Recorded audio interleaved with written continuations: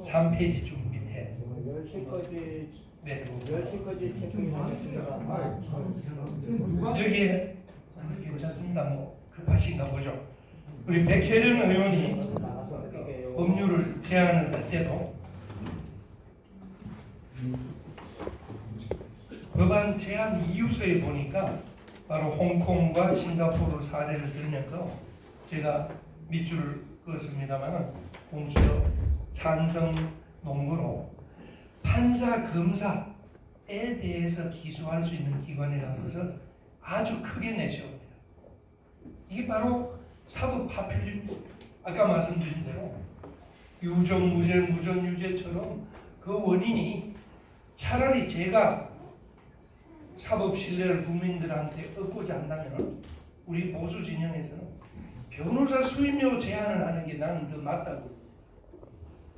실제로 저희들이 법조인 노릇을 저도 이제 30년 넘지만 처음 할 때는 변호사 수임료 제한 제도가 있었습니다. 아시는 분이 있을 거예요. 제 기억에는 변호사 형사사건, 민사는 그렇지 않습니다. 민사는 왜냐하면 이기는 사람이 어쨌든 경제적 이익을 보니까 몇 %라도 받는데 정당성이 있지만 형사사건은 사실은 죄가 없는 사람은 무죄는 당연한 하나님의 이치죠. 죄가 있는 사람은 아무리 돈을 써도 처벌받는 것이 정의고 돈으로 좌우되면 안 되죠. 그래도 변호사가 수고를 했다고 치면 그 액수는 제한이 돼야 되겠죠. 이자 제한법하고 똑같습니다. 아무리 자본주의가 발달을 해도 어쨌든 우리 성경에도 나오지만 이자를 많이 받는 것은 아주 비성경 논리처럼 형사사건에서 의뢰인 또는 범인, 피고인의 어려운 사정을 이용해서 막대한 수억, 예를 들어서 재벌들요, 저희들 검사들 시절에 뭐 고백을 하면 재벌들 수사를 하면 지금도 몇 억씩 받습니다. 그게 과연 정의관념이 맞습니까? 우리 보수 진영에서 정말 집권을 하면 그런 걸 고쳐야 됩니다. 변호사 수임료를 예를 들어서 얼마까지 제한을 한다. 좌파도 이거 못하고 있죠. 못하는 것을 우리 우파가 해내야 됩니다. 그게 사법 정의를 이룩하는 길인데 그는 입을 다물고 있으면서 검사 조지는 걸로 사법 검찰 개혁을 완성하자는 걸로 하고 있습니다. 그 다음에 뭐 헌법 정신에 반하는 그 부분은 조금만 설명을 드리면 우리 왜 수사권, 기소권을 검찰이 갖고 있느냐, 나아가서 수사권보다 중요한 게 기소권이라고. 공소 제기, 쉽게 말해서 죄가 있는지 없는지를 가려서 법원에 넘기는 것을 기소라고 합니다. 공소 제기라고 합니다. 왜 이거는 검사가 가져야 되느냐, 우리 뭐 헌법적인 원리이기도 합니다. 자유민주주의에서는 최소한 국가 형벌권을 집행은 통일성이 있어야 됩니다. A 검사가 다르고 B 검사가 예를 들어서 공수처를 따로 두면 공수처 소속 검사는 벌금 100만 원 받으면 봐주고 구속 안 하고, 서울지검에서는 벌금 100만 원짜리를 구속하고 합니다. 국가 형벌권을 집행하는데 통일성이 와야 되죠. 그래서 국가 형벌권 집행의 통일성을 유지하기 위해서 검사 동일체의 원칙이라고 해서 검찰총장을 군대식으로 정점으로 해서 동일체, 유기체적인 동일성, 그러니까 제주도에서 음주운전해도 구속되고 서울서에도 구속되고 기준을 같이 만들어서. 그런데 공수처가 따로 생기면 공수처는 검찰총장의 지휘를 받지 않게 되죠. 대통령이 지휘만 받게 되죠. 그러면은 같은 사안도 달리 처벌이 될 수 있는, 이걸 막기 위해서 하는 거예요. 그래서 최소한 공소 제기, 기소권만은 이론화 지켜야 된다. 홍콩의 영정공소, 싱가포르의 탐호조사국도 수사권은 있지만은 기소권은 없습니다. 국민들한테 속이고 있어요. 권은희 안에는 공소권까지 집어넣어놓고 홍콩과 싱가포르 사례를 참조했다고 거짓말하고 있어요. 그 정도. 그게 소추기관을 이혼한 문제인데 거기다 더한 것도 있죠. 이 친구들이 또 하다 안 되니까 조속입법이 될 수밖에 없는 게 공론화를 거치 않으니까 기소권도 두 가지로 나눕니다. 판검사들에 대해서는 기소권까지 주고 나머지 고위공직자에 대해서는 하도 반대를 하니까 기소권은 주지 않고 수사권만 준다. 그럼 어떡하는 거지? 공수처에서 나머지 고위공직자 수사를 해서 검찰로 보낸다는 겁니다. 아니 세상에 어느 검사가 사안에 따라서 기소권이 없는 검사? 그것도 헌법 위반이죠. 판검사에 대해서만 수사를 하고 바로 법원에 기소를 하고 다른 공무원 장차관에 대해서는 또는 청와대 고위공직자에 대해서는 수사만 하고 검찰에 넘겨서 기소는 검찰에서 해요. 그럼 수사지휘는 또 어떻게 돼요? 이게 바로 정부 안이 없는 의원안의 맹점이 바로 그겁니다. 아마 연간 국회의원들이 내는 법률안이 제가 알기로 수천 건이 됩니다. 우리 이경재 대표님 수천 건도 넘치고 교육 관련만 해도 아마 수백 건, 거의 10,000건 가까이 경쟁적으로 국회의원들이 입법 제안을 하죠. 여러분 아시다시피 그것이 전부 폐기되는 이유가 바로 그런 이유 때문입니다. 그 국회의원들이 경쟁적으로 법안을 내기 시작하는 걸 다 통과시키면 우리나라는 정말 웃기는 나라가 됩니다. 우선 공수처 지금 올라가 있는 패스트 트랙 안도 두 개잖아요. 권은희가 낸 안, 백혜련이가 낸 안. 그것도 통일이 안 되고 있는 실정입니다.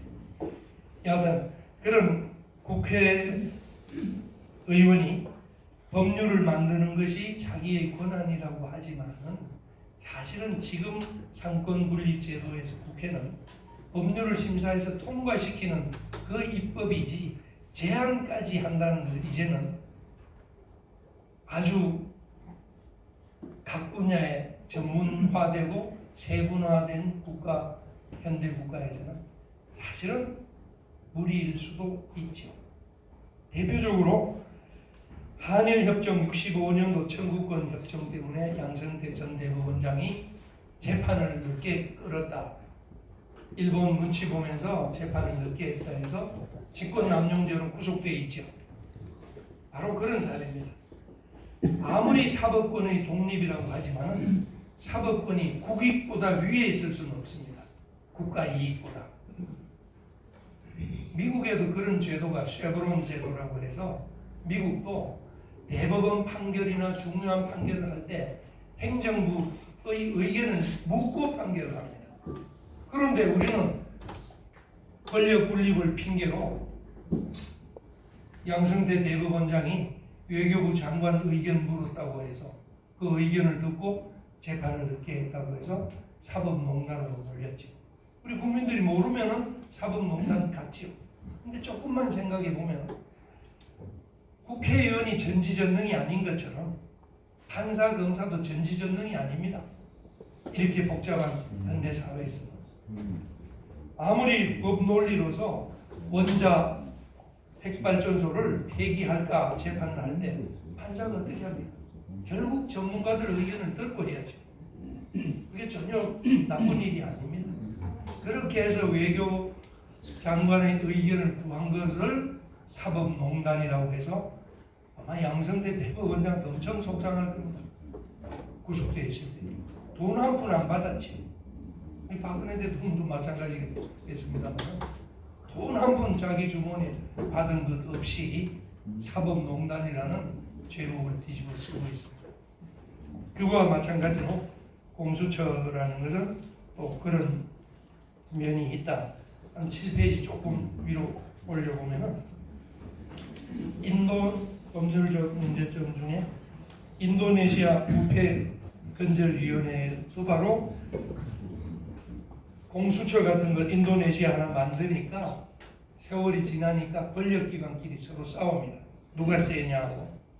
그래서 인도네시아에서는 KPK라고 해서 KPK가 인도네시아 부패건절위원회인데 도마뱀이라고 약칭으로 부릅니다. 속으로 경찰을 악으라고. 아마 열대지방이니까 그렇겠죠. 여기 인도네시아에 공수처가 있다는 말은 인도네시아가 이슬람권 국가죠. 검찰 제도가 발달하지 않은 국가입니다. 그러니까 공수처 같은 게 있죠. 어쨌든 거기서도 경찰이 세냐 공수처가 세냐 하면서 서로가 뭐 서로를 고소 고발하고 잡아놓다는 그런 케이스가 있어서 그랬습니다만 뭐 그냥 제가 하겠습니다. 안 보고 제 자료만 보고 그 다음에 또 이 공수처는 세계적으로 유례가 없다는 걸 아까 말씀드린 것처럼 국내에서도 20년간 폐기된 법안이다. 우리 12월 3일 이걸 통과시킬 가능성이 있는데 여러분도 주변에 꼭 좀 이야기를 해주세요. 아까 말씀드린 대로 깜깜이 법으로 제목만 갖고는 일반 서민들 다 찬성합니다. 모르니까. 20년 이상 한 12여 건이 제가 알기로는 다 폐기가 됐습니다. 오죽하면 폐기가 되고 법무부에서 계속 여권이든 야권이든 노무현 때도 결국 시도하다가 법무부에서 반대를 했습니다. 그래서 정부안이 없다는 것, 그것도 말씀해 주시는 것이 좋을 것 같고 또 비상식적인 사찰 기구가 돼서 KGB나 뭐 게슈타포 같이 비슷한 제도가 북한에 있는 것 같아요. 북한에 있는 게 공안부 국가보위부. 국가보위부인가요? 그게 이름이 국가보위성으로 바뀌었습니다. 바로 이거 공수처하고 똑같은 역할을 해요. 북한이 검찰이 있으나 마나죠. 국가보위성에서 다 바로 김정은이 직할 격상시키면서 바로 공수처도 대통령 직할로 법에 보면 소속이 없습니다. 검찰은 법무부 소속입니다. 그래서 그나마 일반적이라도 검찰총장이 법무부 장관을 지시를 받죠. 이번에 조국 사태 때 분명하게 나타난 것처럼. 그런데 공수처는 그 제도도 없습니다. 임명 최종적으로 청와대 하기 때문에 더욱더 북한과 가까운 제도다. 그래서 김정은이가 좋아할 제도다. 아마 남북 연방제를 시도한다면은 뭐 비슷한 제도니까 좀 도움은 될 수 있겠지. 홍콩 염정공서 같은 것도 서로 뭐 아까 말씀드린 대로 비밀 녹음을 해서 고위공직자 뒷조사를 하고 하는 게 이제 들킨 사례를 그 뒤에 한 중간쯤으로 쭉 내려와 보시면은 그러면 검찰개혁 문재인 정권에서 화두로 삼는 검찰개혁을 어떻게 할 것인가? 저는 검찰개혁은 거꾸로 검사들의 직무에 대한 중립성, 독립성을 확보시키고 그 확보시키는 방법은 뭡니까? 지금 법무부를 통해서 검찰총장이 인사권이 있는 게 아닙니다. 검사들에 대해서. 법무부를 통해서 청와대 사정, 옛날 같으면 사정수석, 쉽게 말하면 대통령이 인사권을 갖고 있습니다. 정말 검찰 개혁을 하려면 제왕적 대통령의 권한은 검사에 대한 임명권, 그 다음에 예산 편성권을 내놔야 됩니다. 차라리 검사에 대해서는 독립성을 유지하기 위해서는 검찰총장한테 인사권을 주는 게 맞죠. 오히려 진실을 호도하고 그 부분은 숨기고 있으면서 공수처를 만들고 있다. 그리고 그런 식으로 독립성을 확보를 하고 궁극적으로는 검찰 권력 행사에 대해서는 시민과 언론의 감시 그리고 법원을 통해서 사법 통제 윤석열 검찰총장 하에서 조국에 대한 압수수색 영장이 여러분도 뉴스 보고 알죠. 한 10번 정도 기각됐다. 그게 사법 통제입니다. 정 안 되면 그렇게라도 검사를 통제를 하면 되지. 공수처를 만들어서 통제한다는 것은 정말 앞뒤가 맞지 않죠. 아까 직무유기죄라고 했습니다. 여러분 혹시 공수처가 생길지도 모르니까 제가 팁을 몇 가지 가르쳐 드리겠습니다. 판검사 괴롭히는 방법, 아니면 공수처 직원들도 괴롭히죠. 직무유기죄로 고소를 하세요. 왜냐? 여러분들이 지금 문재인에 대해서는 내란 외환죄로 고발을 해놨습니다. 시민단체에서. 변호사 단체하고 저희들 시민단체에서도 대수장에서도 그렇고 문재인이 국방부 장관 전부 고발을 했는데 한참이 고발한 지 됐는데 조사도 안 해줍니다. 직무유기죠. 공수처가 생기면요 이제 우리가 고소고발장을 서울지검에 냈는데 조사를 빨리 안 해주면은 그 검사를 상대로 직무유기로 공수처에다 다시 고발하세요. 그 다음에 공수처에 고발했는데 빨리 또 안 해주면 또 검찰에다 또 고발을 하세요. 그럼 저 둘이 또 싸우게. 그래서 이제 공수처가 통과될 때를 대비해서라도 알 건 알고 있어야 돼요. 그 다음에 판사도 마찬가지입니다. 어떤 사건은 예를 들어 정말 그 사건은 입에 담기도 그렇습니다만 박근혜 대통령 당시에 더러운 잠이라고 해서 표창원 의원이 박근혜 여성 대통령 누드화를 패러디해서 그것도 국회에서 전시를 했죠. 그때 군 출신 우리 예비역 장전이 정의감에 화를 못 이겨서 그 그림을 에서 바닥에 팽개쳤습니다. 뭐 찢어지거나 하진 않았습니다. 그런데 저놈들이 고소를 하고 형사 입건이 돼서 1심에서 유죄 났습니다. 민사소송했습니다.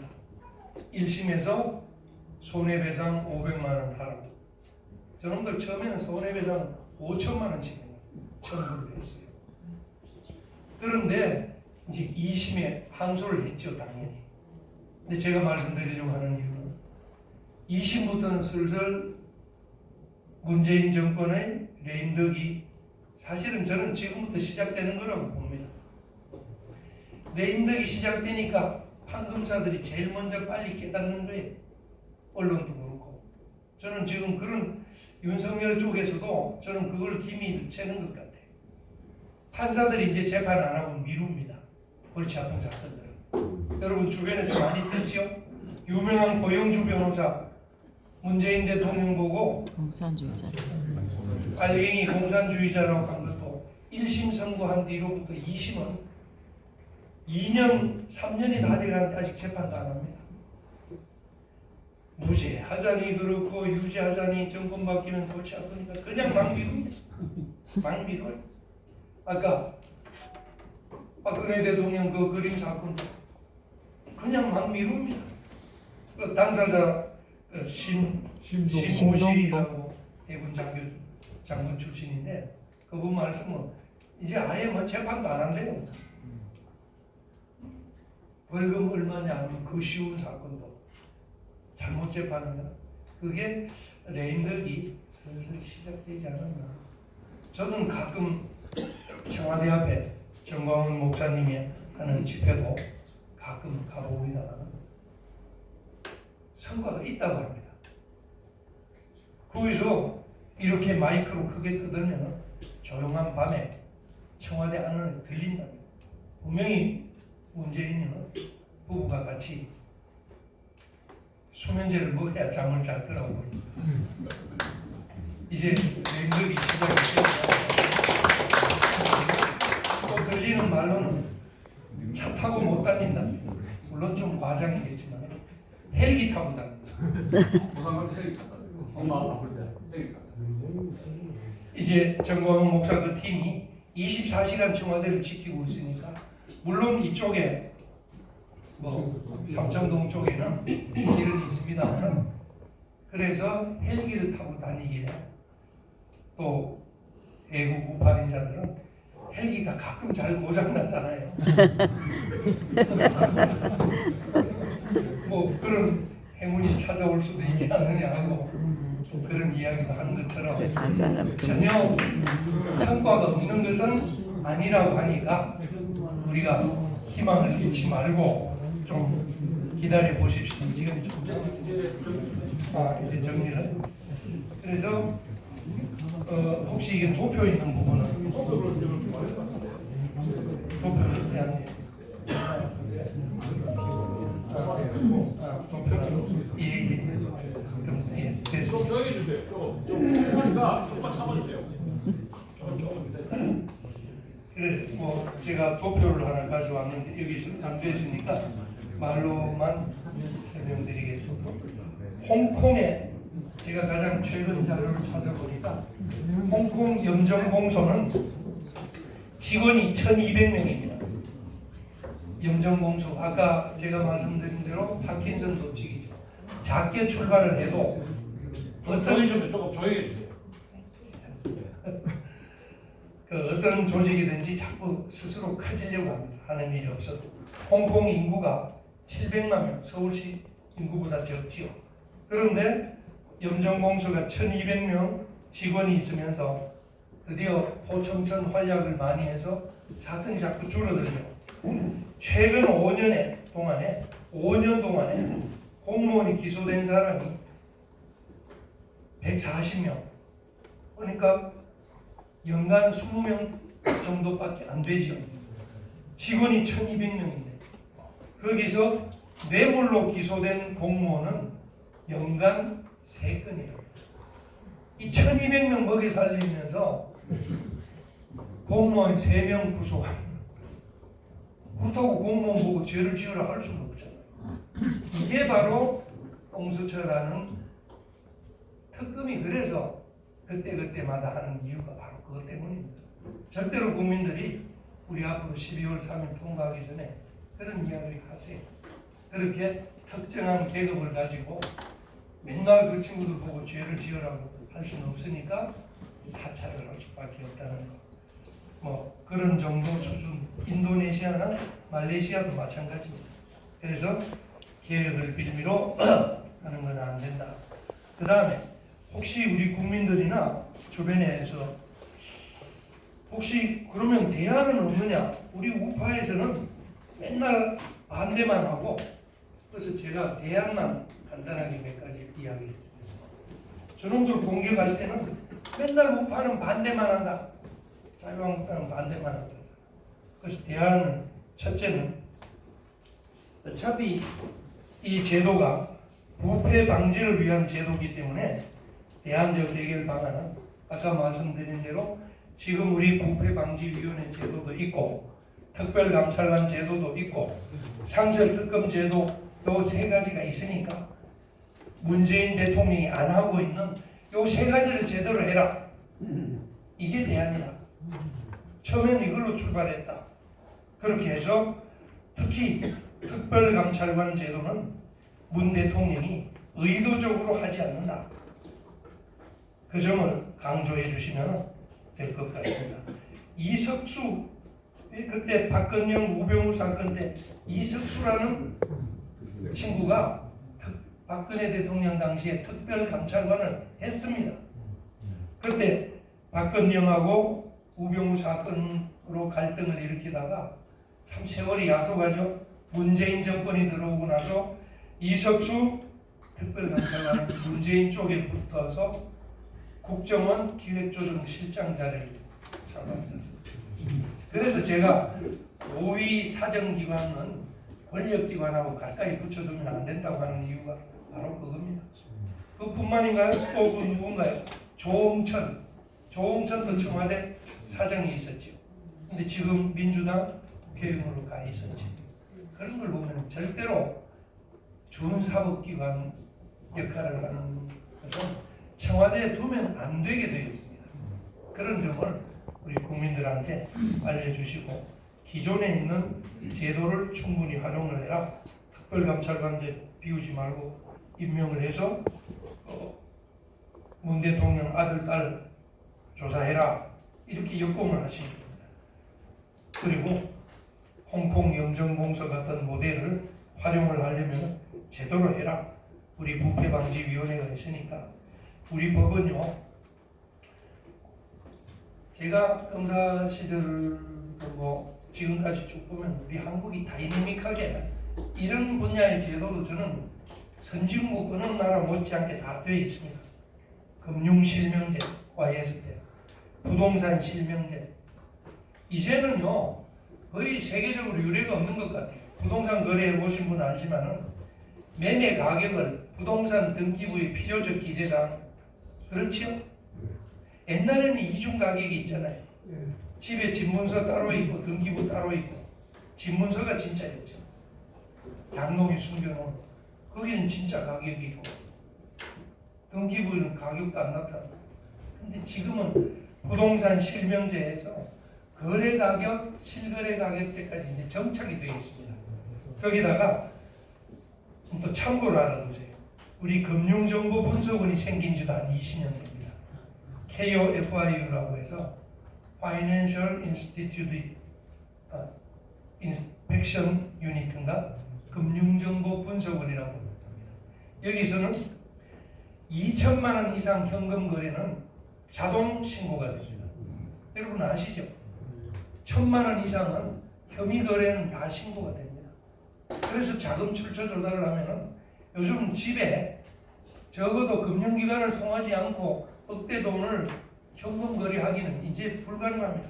예를 들어서 역전 앞에서 이제 겨울이면 노숙자들 있겠습니다만 노숙자인 줄 아는데 이분이 1,000만 원을 들고 근처 은행에 가서 입금을 한다고 누구한테 송금한다고 칩시다. 옛날에는 넘어갔습니다. 금융실명제는 이제는 주민등록증을 보여줘야 되잖아요. 그 다음에 자금 출처를 조사를 합니다. 은행원이 당신 노숙자인데, 옛날에는 그냥 넘어갔죠. 노숙자든 말든 1,000만 원 예금만 받아주는데 지금은 신고합니다. 직업 없는 사람이 1,000만 원을 송금을 하는데 그걸 금융정보분석원에서 수집을 해서 자금 출처 조사를. 우리나라는 이런 제도가요 완벽하게 제가 보기엔 다 갖추어져 있습니다. 부동산 실명제하고 연결이 돼서 여러분도 이제는 탈세조 찾고 차츰차츰 어린다는 걸 많이 현실에서도 느끼지 않습니까? 다시 말해서 이제부터는 제도의 문제가 아니라 저희 경험으로는 운용하는 사람의 문제만 남았습니다. 이제는 우리나라 수준에는 제도 탓할 거는 저는 없다고 보여집니다. 누가 어떻게 운영을 하느냐, 우리 헌법도 그렇고 대통령이 어떤 자세를 가지고 어떻게 국가를 운영하느냐, 그 캐릭터가 문제지 헌법이 잘못해서 또는 공수처비 법이 없어서 절대로 그런 말에 속지 않기를 바랍니다. 사람의 문제다. 그 다음에 마지막으로는 이것도 참 마지막 세 번째 대안, 공수처장 임명 방식을 민주적으로 개선하자. 그래도 공수처는 꼭 설치해야 된다. 아까 전래동화처럼 이번에 마지막으로 너 팔 하나 남은 거 그거 잡아먹으면 그거 주면은 안 잡아먹겠네. 좋다. 공수처법 설치하자. 통과시키자. 할 때 마지막 대안은 뭐냐? 바로 박근혜 대통령 마지막 박영수 특검처럼 공수처장 후보자 2명을 제일 야당이 추천하게끔 해라. 왜 우리는 못합니까? 지네들은 그때 했는데. 그러면은 받아들일 수 없는 제안이 될 것 같아요. 저는 그래서 한국당이나 우리 대한애국당 가서도 공화당 가서도 그런 이야기 했습니다. 자꾸 반대만 하지 말고 좋다. 그러면은 지금 특검법에 특검 후보자 2명을 모두 야당에서 추천하게 되어 있습니다.